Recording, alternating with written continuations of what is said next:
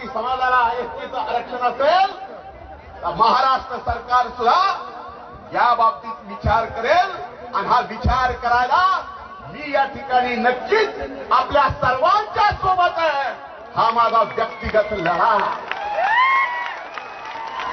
माझ्यासारखा नशीबवान मीच आहे. राजे मंत्री असतो तर या मोर्चाला येता आलं नसतं. आज मंत्री नाही म्हणून येत आलं.